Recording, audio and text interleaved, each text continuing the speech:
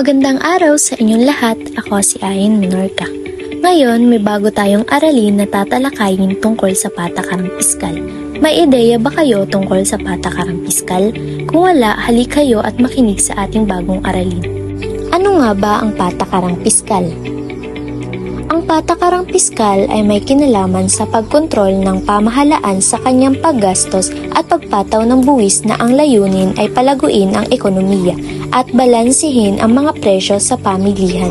Sa patakarang piskal, maaaring baguhin ng pamahalaan ang paraan ng paggastos at pagbubuwis upang matugunan ang mga layunin pangkaunlaran at masiguro ang maayos na pamumuhay ng mga mamamayan sa bansang ito. Sa madaling salita, ito ay tungkol sa pulisya sa pagbabudget. Si John Maynard Keynes ay tinaguriang ama ng macroeconomics. Ayon sa kanya, ang pamahalaan ay may malaking papel na ginagampanan upang mapanatili ang kaayusan ng ekonomiya. Bukod sa mga nabanggit, ano nga ba ang layunin ng patakarang piskal? Una, magpataas ng kita ng pamahalaan. Maaari nating palawakin ang kita ng pamahalaan sa pamamagitan ng pagpapataas ng buwis, gastos ng pamahalaan, koleksyon ng buwis at pagpapatupad ng mga reforma sa buwis. Sa ganitong paraan, maaaring mapalakas natin ng ekonomiya at mapataas ang kita ng pamahalaan. Pangalawa ay pagpapatatag ng ekonomiya. Para mapatatag ang ekonomiya, kailangan ng malakas at produktibong industriya, mataas na produksyon at kita ng mga mamamayan, at sapat na kita ng pamahalaan. Ngayon, tutungo naman tayo sa dalawang paraan na ginagamit ng pamahalaan sa ilalim ng patakarang piskal. Ang unang paraan ay expansionary fiscal policy. Layunin nito na mapasigla ang pambansang ekonomiya. Ginagawa ito upang isulong ang ekonomiya, lalo na sa panahon ng recession. Kabilang dito ang pamumuhunan ng pamahalaan at pagbabawas sa ibinabayad na buwis. Ang ganitong gawain ay magpapataas sa demand, magpapababa sa presyo ng kalakal at magpapalaki sa output ng ekonomiya. Ang pangalawang paraan ay constructionary fiscal policy. Layunin nito na bawasan ang sobrang kasiglahan ng ekonomiya dahil ang labis na mataas na demand sa supply ay magdudulot ng inflation. Kabilang sa mga hakbang nito ang pagbabawas sa gastusin ng pamahalaan, pagsasapribado ng ilang pampublikong korporasyon at pagpapataas sa singil na buwis. Ang ganitong gawain ay magpapababa sa demand, magpapataas sa presyo ng kalakal at pagbabawas sa output ng ekonomiya. Ngayon naman tayo ay tutungo sa kahalagahan ng papel na ginagampanan ng pamahalaan kaugnay ng mga patakarang piskal na ipinapatupad nito. Ang pamahalaan ay mahalagang bahagi ng ekonomiya. Ito ang nagtatakda ng patakaran at regulasyon, nagpapalakas ng ekonomiya sa pamamagitan ng paggastos at nagbibigay ng suporta sa mga sektor ng lipunan.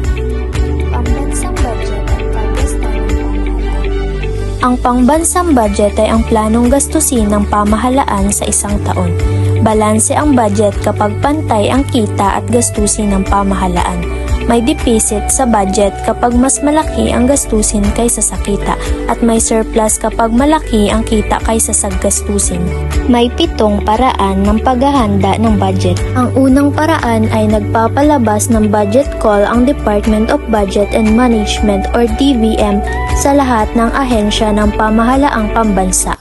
Isinasaad sa budget call ang mga hangganan ng pambansang budget kabilang ang kabuuang paggasta, ang tamang dapat gugulin ng budget, at ang inaasahang malilikom na buwis at iba pang kita upang tustusan ang paggasta.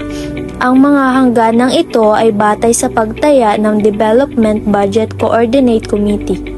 Pangalawa ay hinihikayat ang partisipasyon ng mga civil society organization at iba pang stakeholder sa pagbuo ng budget ng mga ahensya ng pambansang pamahalaan. Ito ang tinutukoy na participatory o bottom-up budgeting. Pangatlo, ipagtatanggol ng bawat ahensya ang kanilang panukalang budget sa DBM. Pag-aaralan ng DBM ang mga mungkahing budget at maghahain ng kaukulang rekomendasyon. Pang-apat, ang rekomendasyon ng DBM ay pag-aaralan ng isang Executive Review Board na binubuo ng kalihim na DBM at mga nakakataas na opisyal ng pamahalaan. Pang-lima, bubuuhin ng DBM ang National Expenditure Program or NEP bilang panukalang pambansang budget ayon sa napagkasunduan ng Executive Review Board. Pang-anim, ihaharap sa Pangulo ng Bansa ang NEP upang linangin. Ang panghuli ay titipunin ng DBP ang mga dokumentong bubuo sa President's Budget.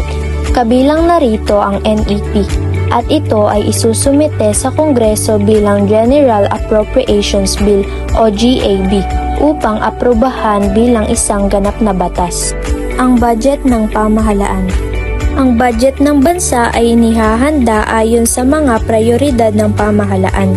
Ang pagbibigay ng serbisyo ang pangunahing pinaglalaanan ng pamahalaan ng pondo tulad ng edukasyon, pangkalusugan, social welfare at iba pa. Ang pagbabudget ay maaaring ayon sa sumusunod: budget ayon sa sektor, budget ayon sa expense class, budget ayon sa mga rehiyon, budget ayon sa iba't ibang kagawaran ng pamahalaan at special purpose fund. Ngayon, ating tatalakayin ang paggasta ng pamahalaan ayon sa expenditure program. Hindi maisasakatuparan ng pamahalaan ang napakarami nitong tungkulin kung walang perang gagastusin. Upang lubos na maipagkaloob ng pamahalaan ng mga programa at proyektong makatutulong sa lahat, kinakailangan maayos na maipamahagi ang perang gagastusin sa mahahalagang aspekto ng pamamahala.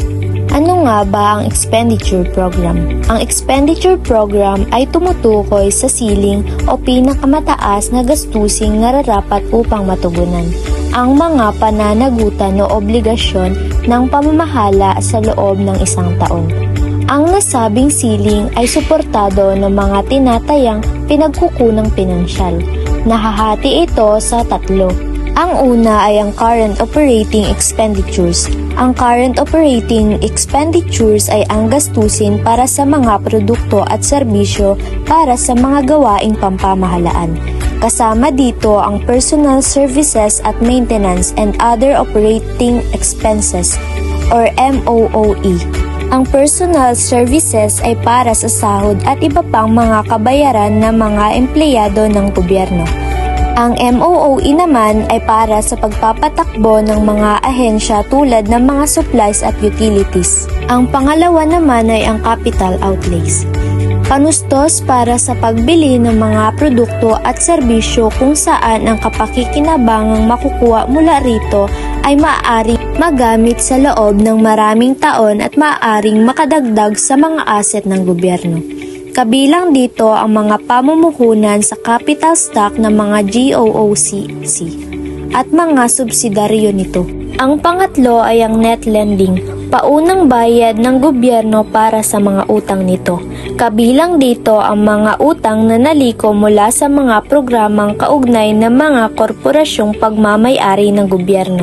Ang panghuli nating tatalakayin ay ang pinagmumula ng kita ng pamahalaan. Ang pamahalaan ay nangangailangan ng pera mula sa buwis, tulong mula sa ibang bansa at mga kita mula sa pag-aari nito. Ito ay ginagamit para sa mga serbisyo tulad ng infrastruktura, edukasyon at tulong sa mahihirap. Sa kasalukuyan, ang 81% ng kita ay mula sa buwis at iba pang mga kita mula sa mga produkto at serbisyo, habang ang natitirang 19% ay galing sa mga korporasyon ng pamahalaan at iba pang pinagkakakitaan. Makikita sa larawan ng iba't ibang uri ng buwis, ayon sa layunin, ayon sa kung sino ang apektado at ayon sa porsyentong ipinapataw.